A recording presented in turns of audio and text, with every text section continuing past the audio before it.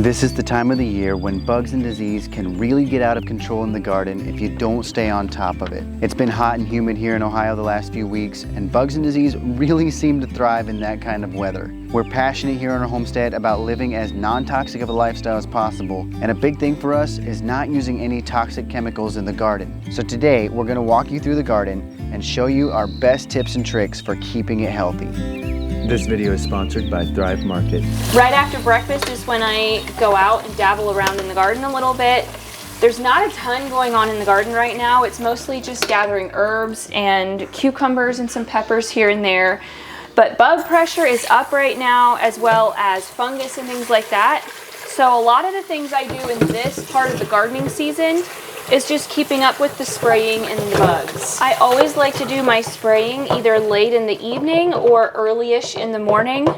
It's not as early as I would like it to be right now because we're filming and so everything's taking longer, but I like to get out before the sun is hot because you don't want to be spraying your sprays and stuff onto the foliage of your plants when the sun is high in the sky because they'll get scorched and burnt and stuff. The first thing on my list today is to spray the tomatoes for fungus.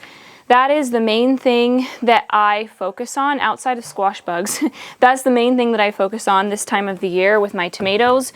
Ohio is just really rough to keep tomatoes from getting blight. I actually called Berlin Seed and asked them, like, is there some kind of deficiency in my soil? And the customer service guy was like, welcome to Ohio. So it's just wet here. It's just really hard to keep tomatoes from getting blight. This here is xylitol. I use this once a week on my tomatoes, and I will say it controls the blight. It doesn't take it away, it doesn't keep it from happening completely, but it controls it really well. And according to the Berlin Seed catalog, xylitol is one of the newest and safest fungicide sprays for your garden. It's organic and everything. I really, really like this stuff. If you look up sprays like xylitol on Amazon, it's gonna look like you have to pay an arm and a leg for them. In the Berlin Seed catalog, they're much, much, much cheaper. So I would not waste my money on Amazon if you can get them for so much cheaper on Berlin Seed. Whenever I'm spraying or dealing with a plant that has a bug issue or a fungus issue, I always just add a dollop of seaweed or fish emulsion to my spray because plants that have bug issues or disease issues are probably having some kind of immunity problem, and so I always just add it, may as well, for a foliar feed. I also add just a dash of a non-toxic liquid dish soap, and then I add the amount of water that I need. I'm gonna do 2 gallons for the amount of tomato plants that I have. The reason that I add the dish soap is just to help the spray stick to the plant better. I found that you can get a lot more mileage out of your spray if it actually sticks to the leaves of the plant. Soapy water will kill insects if it gets directly onto the bug, but just the residue on the plant is not going to kill an insect. Real quick, before you go out to the garden with Michelle, I want to tell you about the sponsor of today's video, Thrive Market. We raise most of the food we eat, but there are still some things that we need to buy, and we want to eat as clean as possible. Sometimes it's hard to find healthy foods at our local grocery store. Thrive Market has been a game changer for us. They're an online membership-based grocery store, so we've been able to find healthier versions of things that we need to buy and get it shipped straight to our house. The dish soap that Michelle uses for washing dishes and putting in her sprays comes from Thrive Market, along with her dishwashing detergent. If you've been around for any amount of time, you know that I love my protein chocolate milk in the morning. The collagen that we get for that comes from Thrive Market. Our local grocery store does not have an organic bread flour, and we were able to find that on Thrive Market, so that was really cool. They do have an organic all-purpose flour at our local grocery store, but it's crazy expensive. The cool thing about Thrive Market is that they have guaranteed savings on every order, and if you find a better price somewhere else for something, they will match it. With raising a lot of our own food, we're very careful with what we eat. We do have a few little splurges here and there. It's camping season. We just put a patio in out back with a fire pit, and what is camping and a fire pit without roasting marshmallows and having s'mores?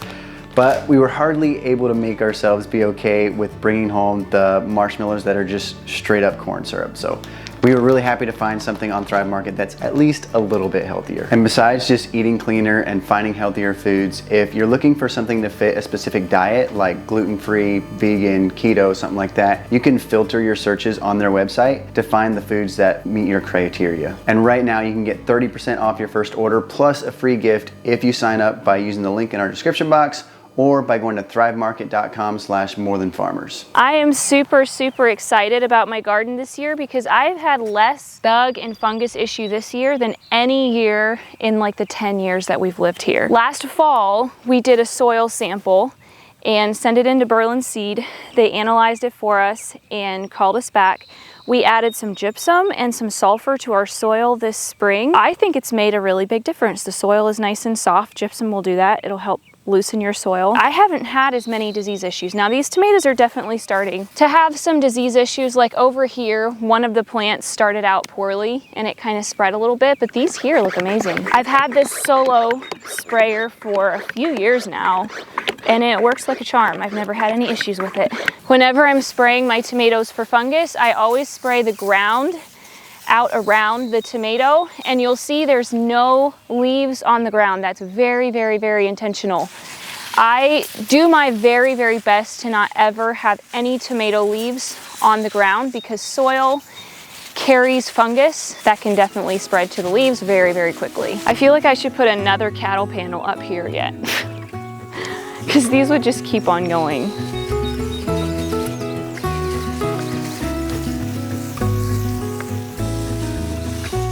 The fungus will always start from the bottom up, so I'm just really sure to coat the bottom. This is the main plant here that is struggling, but the second one starts, soon all of them will, because this stuff spreads really fast. So we had quite a bit of discussion in the comments about using the cattle panels for trellising. So basically the issue that I was voicing that I am struggling with the cattle panel is just the fact that with only one piece, there's not enough space for me to be continually tying them up. The arms are just wanting to fall. So like this piece right here, I just had a tomato cage in front of it and tied it to this because this arm had a lot of fruit on it, but there was no room anymore for me to tie it up here. Same with some of these. Like there's hardly space anywhere for me to tie this up without it cutting off all the airflow, which in Ohio is equivalent to fungus. As for tomato cages, there was some discussion about tomato cages not working. If your tomato cages are not working for you, I would encourage you to look into the steel heavy-duty foldable square cages. Those have been absolutely life-changing for us in this garden. Kind of the round tomato cages, I would wholeheartedly agree with you guys that those don't work. Unless you have really tiny tomato plants. Michelle is the garden ninja, and so she's gonna tell you about most of the things, how to take care of stuff with the sprays and everything. I'm still learning some of that stuff. But I get to tell you about this one because this was my idea. I have a little bit of an inventive streak, and when Michelle was having some problems with bugs, I was like, I bet it would work so good to have a sweeper come out and suck up a bunch of bugs with it. And she latched onto that, and one of the ways that it has really helped us is with our asparagus beetles. It's really easy to take care of them when the plants are still small, when the shoots are coming up. Once it gets to this stage, you might as well forget it. But that's also why then at the end of the year, we cut these down and we actually burn the plants. If there are some asparagus beetles left, they will overwinter in these, and then they'll be on your asparagus next year and it will get worse and worse and worse. So you wanna just get rid of them completely. But when the plants are young, you can use this sweeper and just like suck the bugs off the top of it. And you can just go on each of the things and just suck them right off. And this works really great for a lot of different plants in our garden. Michelle will probably tell you about more of them later. Potatoes are a super simple crop for me when it comes to bugs and fungus. I've never had any bug issues at all with my white potatoes, which is why they're one of our massive, like our major staples, is just because they're so easy. Now I will say that potatoes can have potato bugs. If you have potato bugs on your potatoes, that can be a real headache, a real hassle. Interesting story here, my mom has always had potato beetles in her garden. So growing up, she would send us out with these like containers of soapy water and we would like flick all the bugs into it. And then there's like little orange eggs. on the bottom of the leaves, and we would pick those off and put those in the soapy water too. And she told me that ever since she started using leaves to mulch her garden, she has not had a single potato beetle. That is amazing. She just told me that story this week. So I thought that was super fun. She's only been mulching with leaves for like 2 years now. As for fungus, I never had any issues before last year. I have one kind of potato, Yukon Gold, that has been having an issue with fungus. It's called virus Y. There's a brown spot, and then all over the potato, there's just like little spots. And it's not like they're not storing at all. Some of them are doing great. Some of them, the virus hasn't showed up at all, but some of them, it's pretty bad. But other than that, potatoes are easy. I don't use any kind of sprays. I don't use any kind of fertilizers or extra inputs on my white potatoes. This here was my broccoli bed. It's looking very sad now because I pulled all of them, but Cody can roll some B-roll of when it was looking really nice. We have a lot of worm, bug, butterfly pressure with our broccoli. If I had a nickel for every time someone has told me I don't even try to grow broccoli because it just gets wormy, I would be very rich. So what I use on my broccoli to make so that I can have broccoli is BT. BT is definitely my go-to spray when it comes to taking care of wormy broccoli. As soon as I see the little butterflies, little white butterflies coming out in like late spring, I just go ahead and spray my broccoli. This year I only had to spray them twice. I use a couple drops of peppermint essential oil, a dash of dish soap to help it stick, and then as much as the directions say of this BT. This year I did not see a single live worm on my broccoli while I was processing it, which is absolutely amazing. This is the first year that I've not had a single worm. The reason I say live worm is I did find one tiny little shriveled up worm, but it was dead. Another spray that you can use that's an organic spray is called Spinosad. This will work as well, but BT is definitely my favorite one. We've got 4 raised beds of sweet potatoes here. There's like 40 plants. And for the most part, we don't really have any pest or fungus disease issues with those. You can see some holes in some of these leaves where we did have some Japanese beetles come and eat some, but it's not enough damage that it's gonna like ruin anything or anything like that. We don't spray these. We used to have kind of a fungus issue with like the actual potato when we pull them out of the ground. They had some like fungus stuff. But ever since we started planting them in these raised beds, there's better drainage and we haven't had that issue since. I feel like I still have a little bit of like PTSD from digging sweet potatoes in the past, because we'd get so excited because they would look so good and we'd go dig them and then they would just be all nasty. We also for a couple years had a problem with, I guess it was like moles or something, eating some bites out of the sweet potatoes. Those bites like healed over and they still stored, but obviously that wasn't nice either. I feel like though this is gonna be a good year. I really hope so, because it feels like some of those issues just keep getting better and better. And last year we didn't have any of those issues. We grow so many sweet potatoes. They're a staple crop for us because they have so little disease and pest pressure. Whether in our climate it's sweet potatoes that grow well for us or whatever might grow well for you, keeping things as simple as possible is what makes it possible for us to be able to grow all this stuff to be able to feed us through an entire winter. Down here at the end of the garden, next to sweet potatoes, we've got a few currant bushes here. The reason we planted these is because they literally just take like nothing. We made some jam with these currants earlier this year that was really, really good. This bed brings me so much joy because I've worked so hard in the past years with butternut squash. They are supposedly very resistant to squash bugs and disease and stuff, but I honestly have not found them to be. This year they're doing better than ever. One thing that I have routinely been doing this year is coming out here and of course sucking up any kind of adult squash bug that I can find, but I've been very intentional with looking for eggs on these leaves. Last year when I tried to be intentional about finding the eggs on the leaves, I was so overwhelmed I finally quit. This year there's not nearly as much of that pressure that there was last year. There's not nearly as many eggs. I did notice that since I came out here last, there's a few leaves with eggs on them. So I just take a knife and scrape the eggs off into my hand and smush them. Some people use tape. I haven't found tape to work all that well. You have to use so much because the second you start pressing it against a leaf, it's not very sticky anymore. So I just use a knife. Last year, absolutely no exaggeration, I was sucking up like pints of squash bugs and larvae. It was disgusting. Here are my cucumbers. It's really sad because all of a sudden they're just dying. I think overall the diamant cucumbers did the best.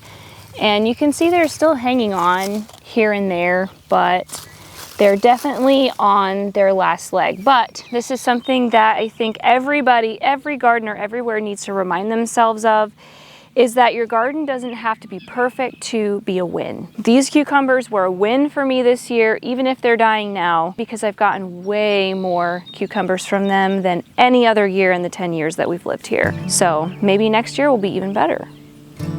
In this bed right here, I planted a succession planting of cucumbers. I tried this last year and they instantly just got attacked by cucumber beetles and just really didn't make it. So I have it covered with this shade cloth, and I am just going to try insect netting on this bed since that's really my only option right now. Insect netting is another thing that lots of organic gardeners use. We haven't used it a ton. We haven't quite figured out a way yet of making it super efficient with all the trellising that we do, but I definitely want to utilize insect netting more in the future. So maybe this will be a grand experiment with insect netting. As for the other cucumbers, I really didn't spray them this year. I tried spraying them one time for cucumber beetles and it didn't really work, and I just gave up. I don't really spray them at all. The butternut squash I have not sprayed for fungus or bugs at all, and they're doing beautifully. If you are a beginning gardener, peppers are an amazing, amazing place to start. I don't spray these. I don't do anything with peppers. I plant them, mulch them, and that's it. They don't have pest pressure, they don't have disease pressure, they're just super, super easy. If you want to buy strawberries in Ohio, it is really hard to find a local grower that is growing strawberries organically because they can have a real problem with fungus. We don't spray a single thing on our strawberries and we manage to get a good crop every year. And there's a few things that we do to make sure that can work. To start off with, every spring we till in between the rows and we keep the rows nice and narrow. That allows for really good airflow. And then once they're tilled, we put straw down as mulch, and that keeps the plants, the leaves and stuff up off the ground, because if they're down in the dirt, they're gonna get splashed, they're gonna get fungus, but keeping them up off the ground keeps them a lot more clean and dry. And then once they're done bearing for the year, we actually bring the lawnmower in here and just completely mow them down. And then they'll grow back up, and that fresh new growth really helps to keep them from getting fungus.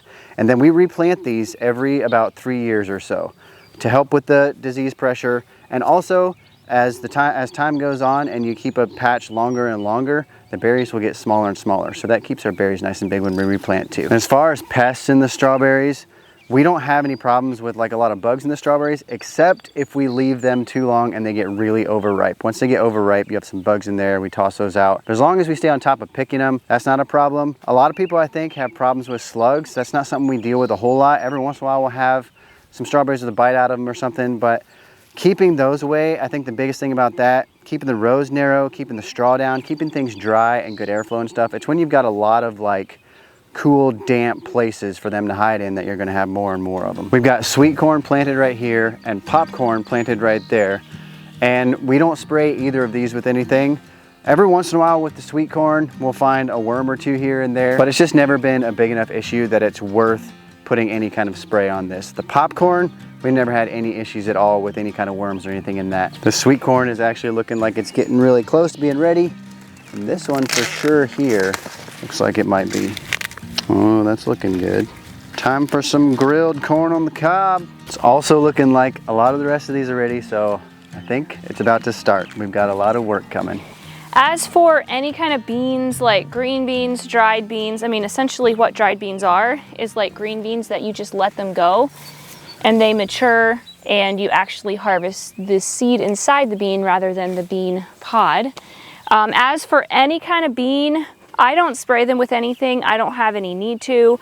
I mean, here you can see that some of these leaves have some holes in them here and there, but it really is nothing that's going to affect the end product. So I don't do anything with beans. In all the things that we talked about, fungus, bugs, everything, my most important piece of advice that I have to give on it is just every single year work on improving your soil, because that's the foundation for health in your garden. An unhealthy plant is going to attract more bugs and fungus than a healthy plant. And for sure, don't let that discourage you. I know I used to just be like, oh, well, my soil must be so unhealthy, and I got really discouraged when I heard stuff like that. Just take it a year at a time. We've been here 10 years, and slowly, the bug pressure and the disease and stuff are calming down. It takes a while. I have yet to meet a farmer who doesn't have any bug issues and doesn't have any fungus issues. We live in a fallen, broken world, and so we do the best we can.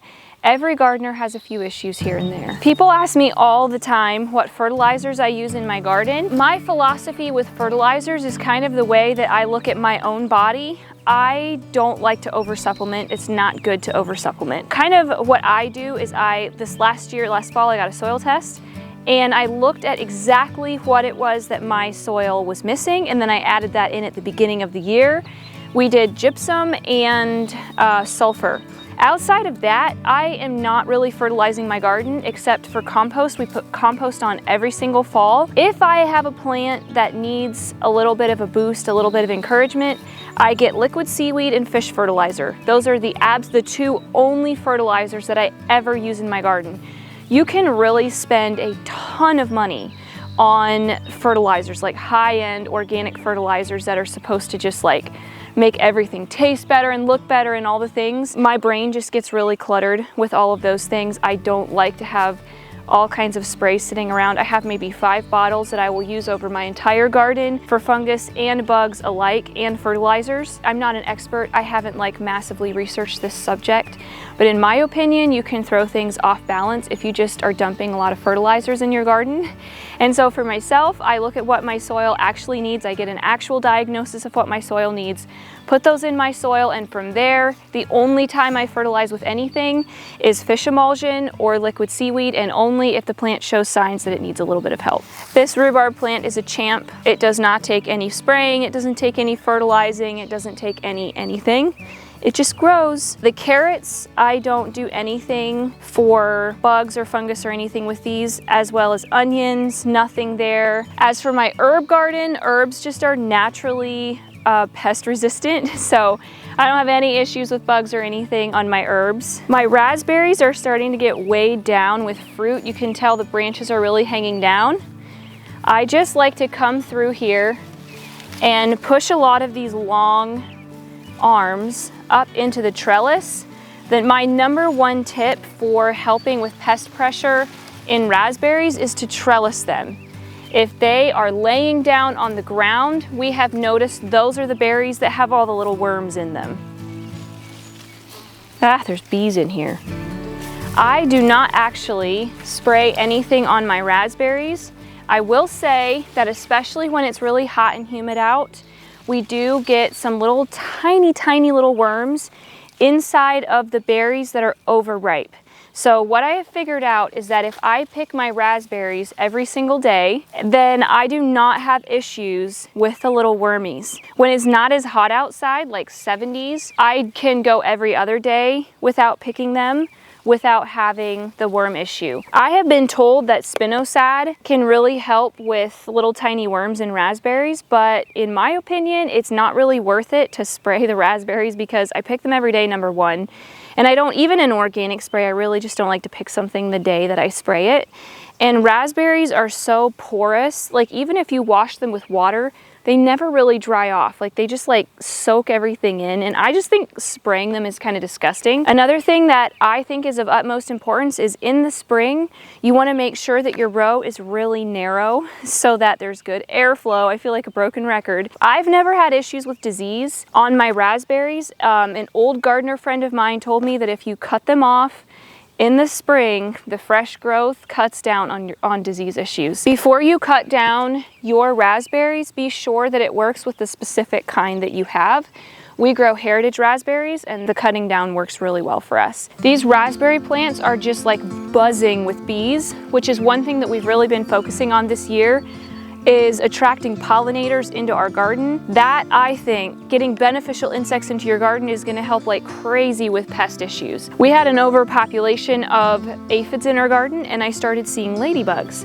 So if you invite all the beneficials in, make a nice place for them to be, it's also really gonna help you with your pest issues. This bed up here is currently being completely neglected because I don't grow greens during the heat of the season. Up here, the only issue that I have with bugs is aphids. And it's only if I overcrowd the space. For some reason, I have aphid pressure up here. So instead of spraying with them, here again, spinosad is supposed to take care of aphids. Instead of spraying this up here, I just plant, I try to plant thinly, and I also just plant when it's nice and cool outside when aphids aren't thriving as much. A healthy garden and keeping down disease and pest pressure goes so much deeper than just sprays and fertilizers and stuff like that. So we put together a playlist for you guys of videos that we put together to give you the whole picture of what we do for a healthier garden. No, don't. This is not food, guys. Don't forget to go to thrivemarket.com/morethanfarmers to get 30% off your first order plus a free gift.